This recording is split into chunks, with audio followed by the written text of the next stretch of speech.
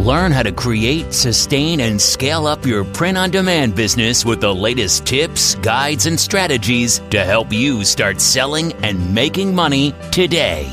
Welcome to the Sales on Demand Show. And here's your host, Adam Schneider. In the words of the immortal Jim Carrey, alrighty then. So hey, pre-recording episode 23 for you, salesondemandshow.com. Go visit today, leave a comment on your favorite episode, or, leave a rude comment about my appearance in general. I'm cool with that. Welcome back, guys. It is the day after Mother's Day. Sort of. No, it's 2 days after Mother's Day.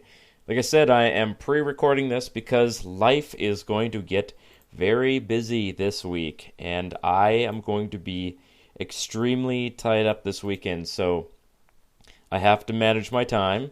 It is summertime, and generally speaking, summer is both amazing and it's also very difficult because it's hard for business people to get things done when you just want to sit outside on a lawn chair and let sun rays turn you from pasty white to slightly darker.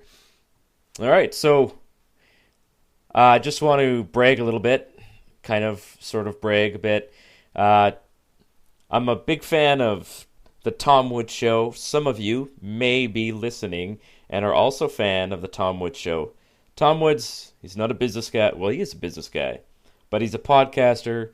He's an economist and a historian. I listened to his podcast. He got me started in print on demand because he was promoting the low-hanging system, and he's promoting it again 2 years later. And one of the things he mentions in his daily email is me.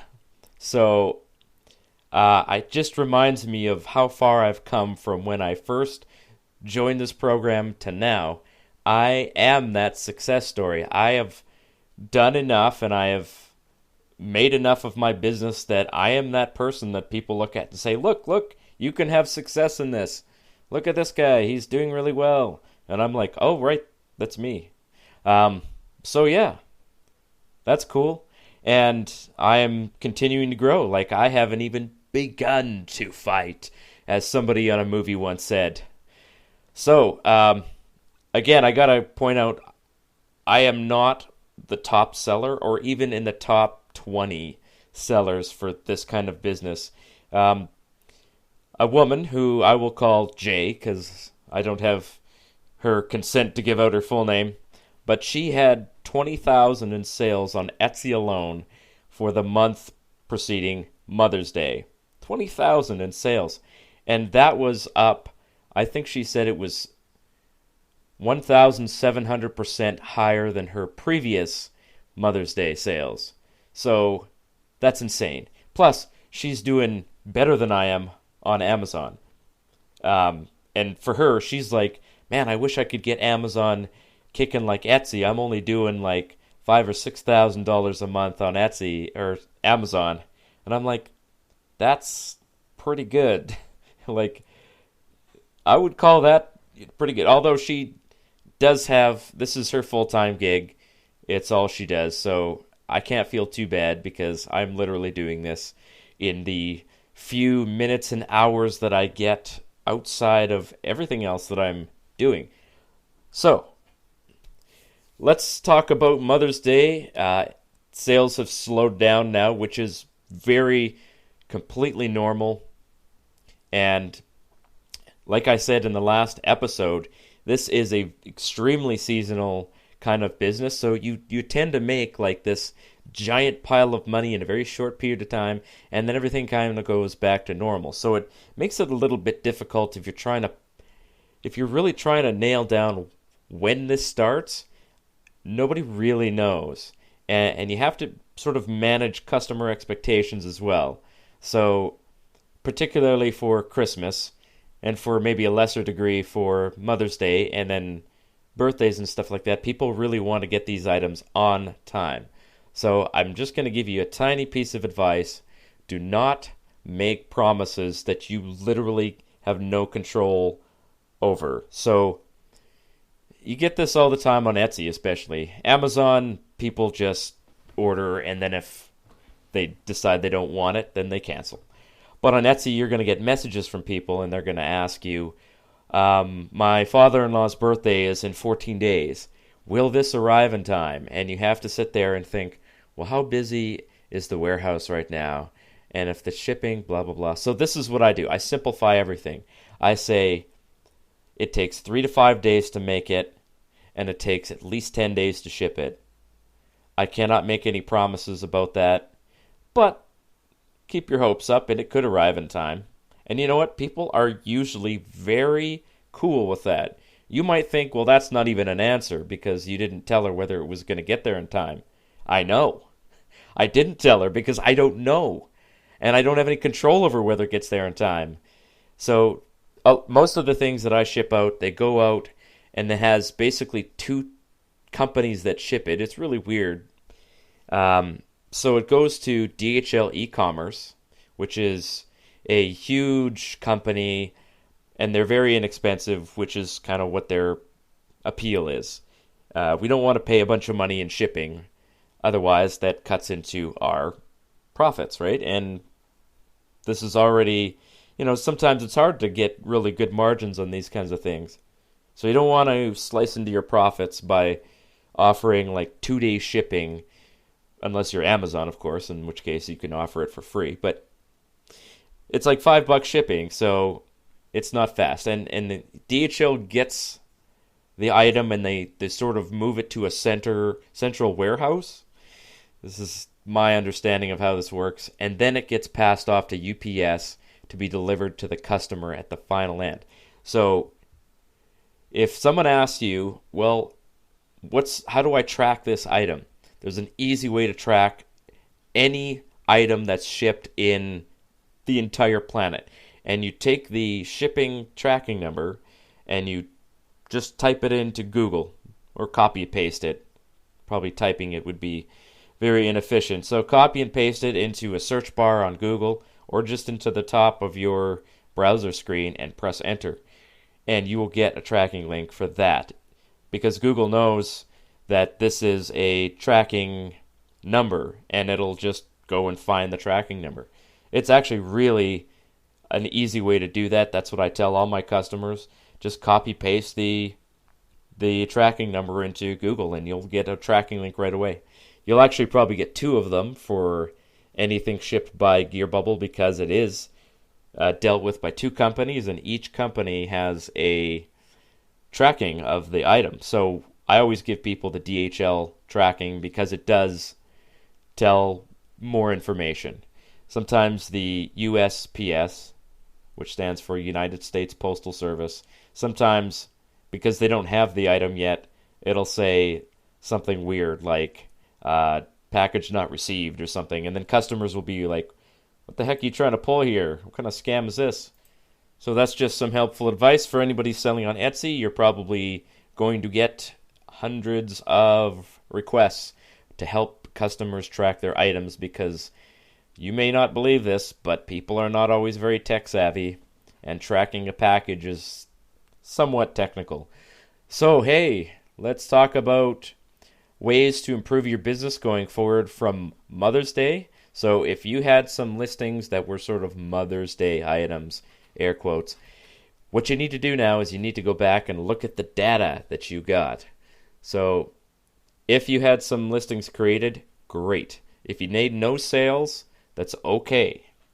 That's actually not, don't sit there and cry in your soup about not getting any sales because chances are you still got some information on what people are looking for in terms of, did someone click on something that you had for sale? Did you have any favorites? Maybe you had like 1 or 2 sales.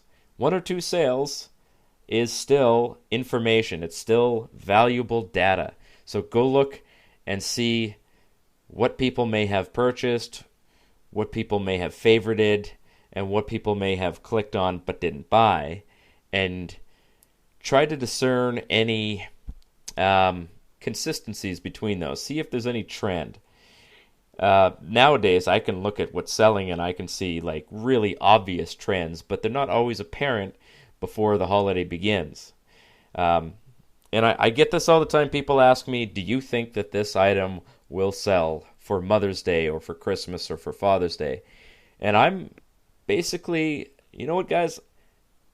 I got to be honest with you. I sometimes, maybe I come across sounding like I really know the market really well, but a lot of the times I am surprised at what is selling. I am not as smart as I maybe come across. So please don't think that I have some kind of magical insight on what the market wants, because I really don't. I have a little bit of insight in what people are looking for based on what I've already seen in my own business, but many times I get just as surprised as you are, although I tend to use the data that I have very much. Sorry, couldn't think of a word for that one. So I take the data and I use the data. I never, ever, ever make a wild guess about what will sell, except when it doesn't cost me any money. And I can create, 30, 40 listings or designs that I'm like, okay, this seems like something that might sell. That's a wild guess. But it doesn't cost you any money to create a design. So what I really wanted to talk about today, and what I promised we were going to talk about, is outsourcing. So the title of this episode was Triple Your Productivity by Outsourcing. Now, I did use Triple Your Productivity in an episode title like a couple weeks ago. So I don't normally use clickbaity titles, but I honestly believe that you can triple your productivity by outsourcing, and I will explain how that works because it's real and it worked for me a couple of years ago when I was doing it. So I am ramping up to outsource a certain part of my business, and I will tell you exactly how I'm going to do it, what I'm going to do, and even where I'm going to go to find my person that's going to be doing the work, and what I'm going to be paying them. So you can definitely use this information to do your own outsourcing. I highly recommend it. If you have a little bit of extra money to pay someone to do a little something, it's worth doing to grow your business. I hear from people all the time. They're trying to like scrape pennies. They're trying to save a couple cents here and there. People are like, well, it costs 20 cents to make a listing on Etsy. That seems expensive. And I'm like, 20 cents, man. Most of us spend 20 cents every minute that we exist. Like, 20 cents is nothing. If you can't afford 20 cents to work on your business, then you need to start earning a little bit more money. So you need to do something like freelancing on Fiverr or something like that, and just try to put together like $100 extra every week to invest in your business, because that money is going to go a long way, and especially when you outsource. So, why did I say that you can triple your productivity?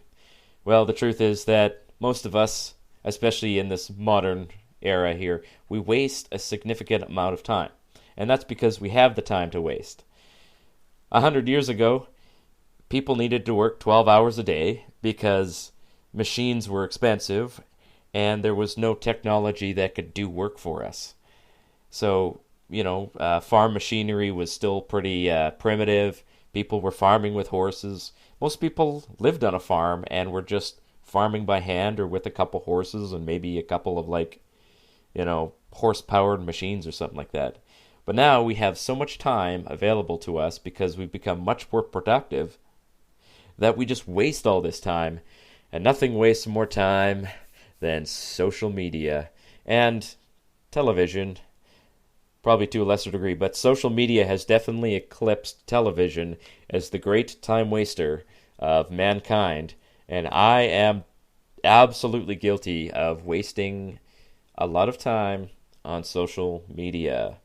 So, having somebody that is there and requires your focus, helps you focus on what's important. So when it's just me, I can sit in my office and I can cruise Facebook and I can do anything else except the job, the work that actually grows my business. So that's not good for me. But if I have somebody that is waiting on the other side of the world for me to create designs so that they can upload them, that's an incentive for me because I'm paying this person and I want them to make a very good use of their time, and it motivates me to create the things that I'm good at, knowing that there's someone there to do all the tedious work and save me from having to do it. So, outsourcing is very easy to do.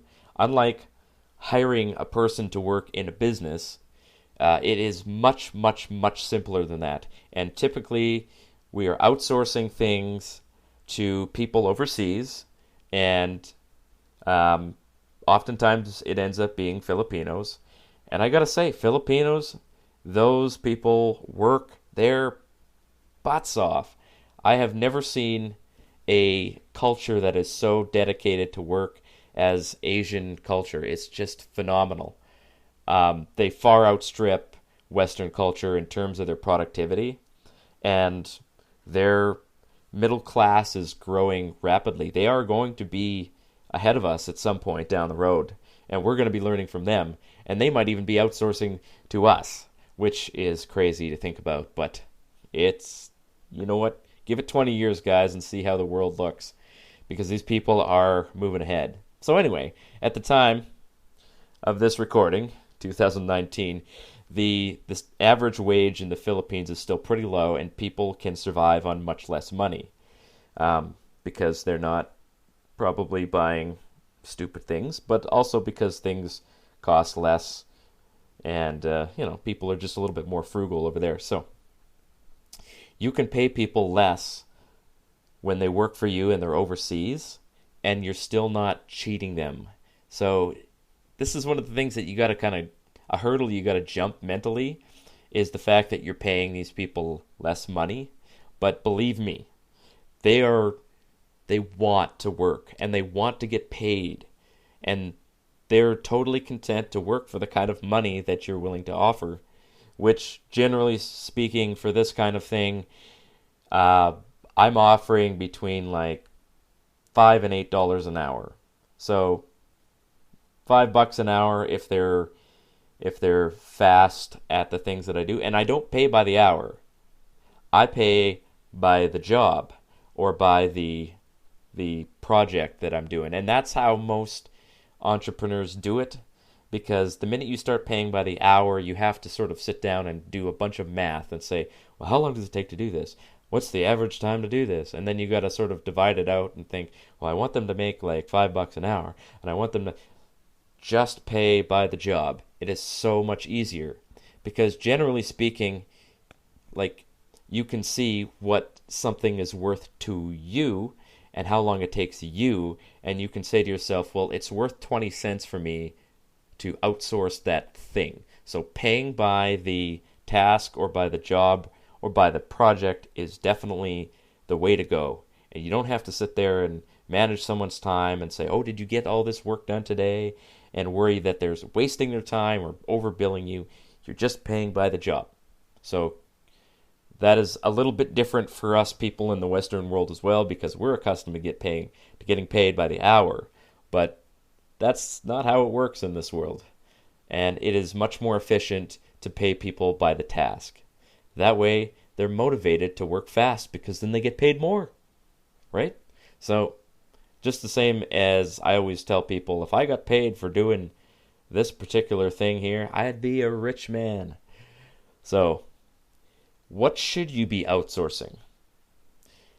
You should be outsourcing, number one, the things that you aren't good at.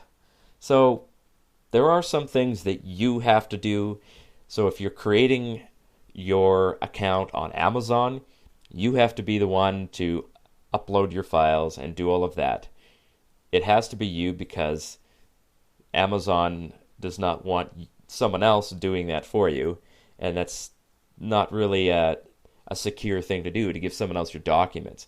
So there are some tech things that you're just going to have to get through, especially in the beginning when you're creating your accounts on Amazon, Etsy, and so forth. You just got to get by that. You can't really outsource that. And if that's going to slow you down, well, maybe this isn't the kind of business for you. However, once you get past that, there's some other things that you can outsource. So things that you aren't good at, things that are tedious but vital. So for me, this is uploading designs to Gearbubble and then pushing them to the various platforms that I sell on. Now, if you are good at the tedious tasks, I call them tedious because it's just doing the same thing over and over again. When you upload, you're copying the title in, you're uploading the image, you're sizing it, and then you click how much money you want to charge for it, and then you press upload or launch. That's, to me, is tedious. And I don't want to sit there all day and do that. I have better things to do with my time, like cruise Facebook, But if you don't mind doing that, but the design creation is something that you're kind of a little bit, not good at, or you're just not confident with it, you can actually outsource that. And this is a little bit more difficult because now you don't have predictable results, and what you need to do is you need to train somebody how to do that. And then, again, I would give them a per task or per design fee. Probably 20 cents is a bit low. You're not going to get good results with 20-cent designs, but maybe $1.50 at the most, because what we're looking for is really simple designs. And there's a lot of graphic artists out there who know what they're doing. They can work fast. Generally speaking, you're not going to find too many that are going to work for that kind of cheap money. But what you can do is you can train somebody who's not a graphic designer on how to create designs. So when you're creating your ad for doing this, if you were going to outsource design creation, I would just start and say, I want somebody who knows how to use, basic design software, but is not a graphic designer. I will train you how to create these designs. And that way you get somebody who's maybe hopeful that they're going to become a graphic designer, but they're willing to work for less money to create these designs for you. So another thing you can outsource is the creation of titles. I don't outsource this because it's so easy for me to create the title when I create the design. And I could probably do an episode about how to do that, how to create designs, although it's a little bit difficult if you can't see what I'm doing.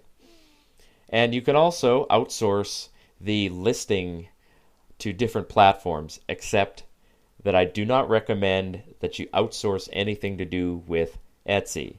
And here is why. Etsy's little shtick is that they are handmade by real people. So Etsy does not really, they're not like Amazon in that you can just run your business on Etsy and sell whatever you want. I mean, you can sell anything on Amazon, literally anything. And that's what their thing is. Buy anything, it's cheap prices, blah, blah, blah. Etsy, it's supposed to be handmade, and people really want to know that they're getting this personal touch from you.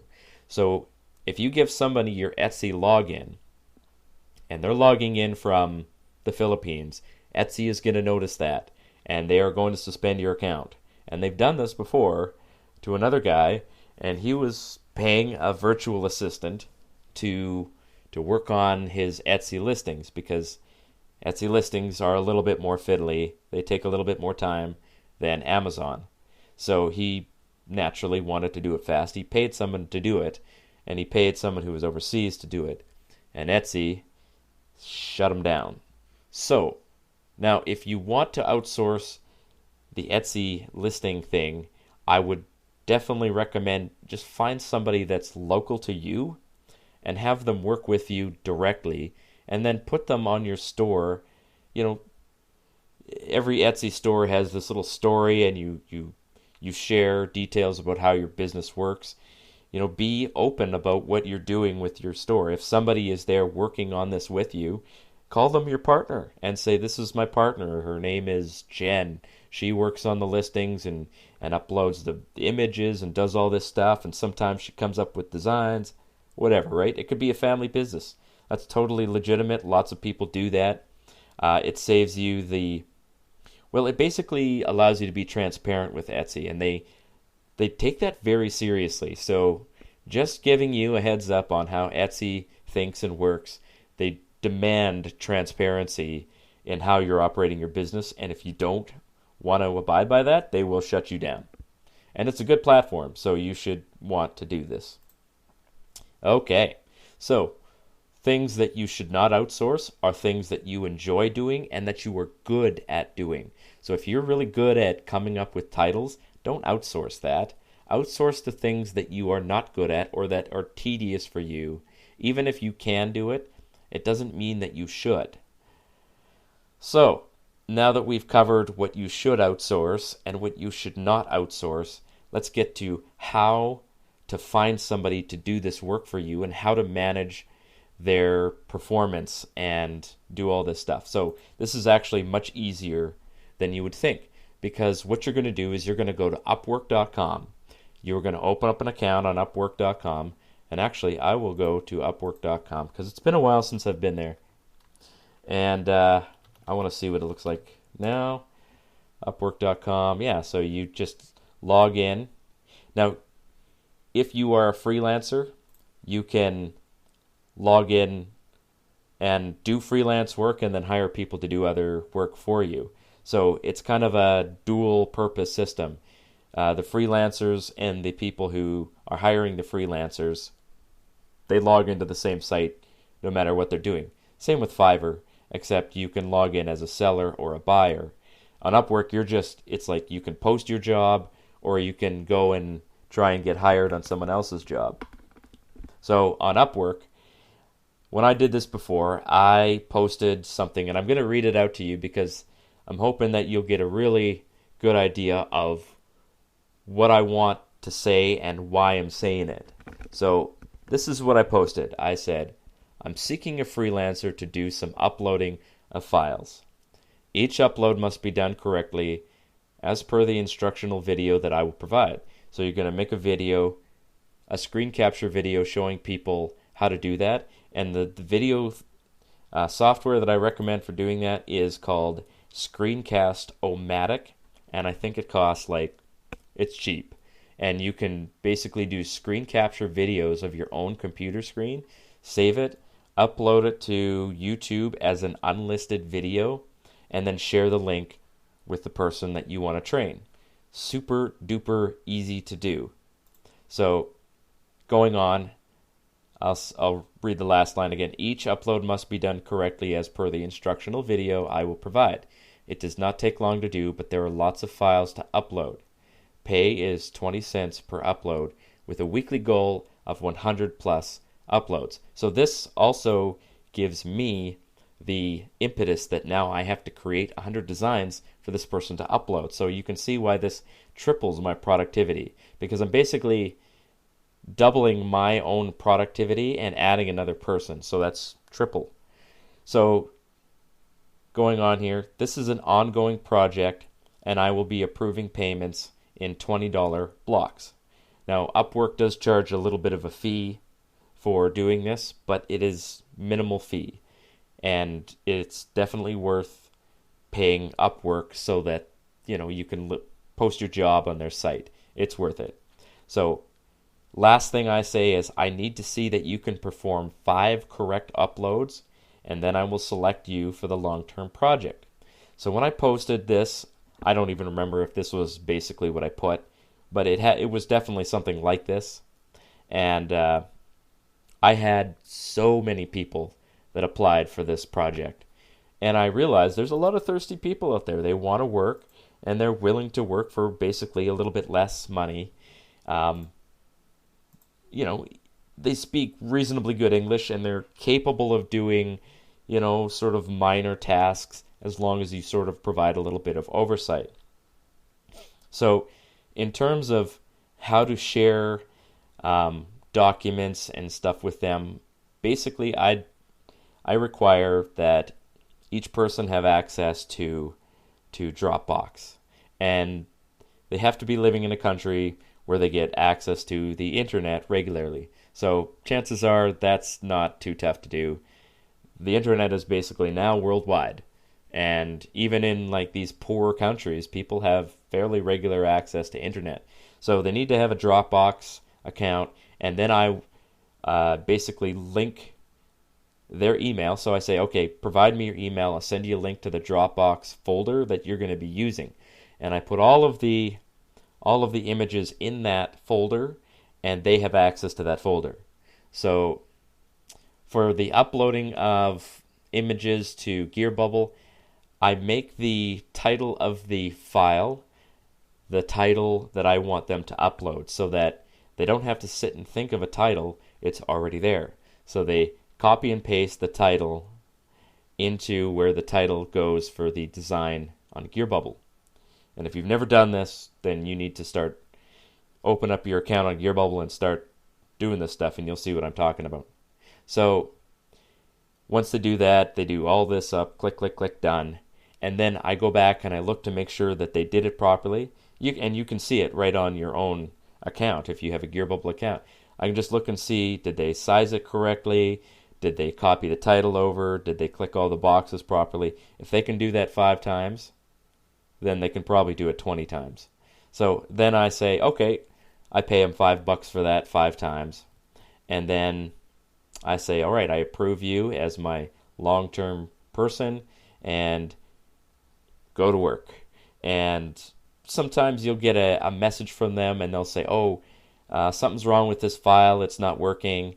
And what I always say to them is, if you have a problem with a certain image, just move on to the next one, and I will go back and fix it. Maybe I didn't add the title to something, and that's happened before.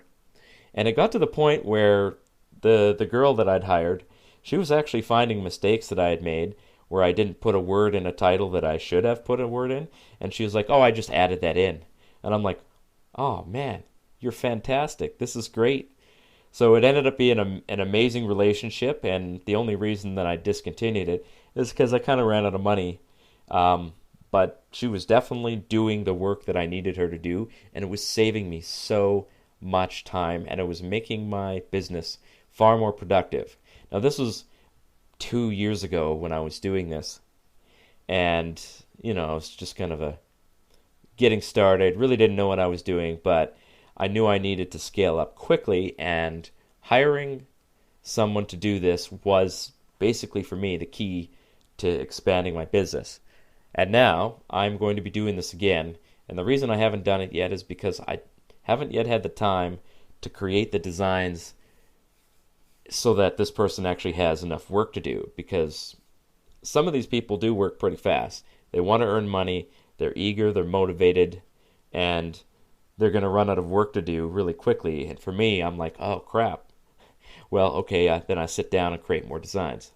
So in the next month or so, I'm going to be doing this. As soon as I'm finished the course that I'm creating, I'm probably going to be hiring somebody, definitely over the summertime. This is a fantastic way to get ready for Christmas, because summertime, it is slow. The summer, she is nice and warm. People do not want to sit inside and buy stuff on Amazon as much, or on Etsy, and there's just not as many holidays and events going on. Sometimes birthdays, weddings, I guess, but yeah, it is slower. So use the time wisely, guys, because Christmas is coming. Before you know it, it will be September. The kids will be back in school, and the days will start getting shorter, and you will start to cry more at night because the days are getting shorter. Although you might celebrate because the kids are back in school. I know that's kind of how I work in September. So yeah, get ready for Christmas and get ready for the ride of your life. So hopefully, guys, that was useful information. Please go ahead and subscribe on iTunes and leave me a review. Tell me that you love the rich, buttery sound of my voice, or that you hate the squeaky and high-pitched sound of my voice. It won't bother me either way. But if this helped you at all in any way, leave a review, leave a comment. Visit us on the interwebs, salesondemandshow.com. Send me an email, adam@salesondemandshow.com. I promise I'll check my email more than once a week and respond to any messages I get in there. With that, I say cheers.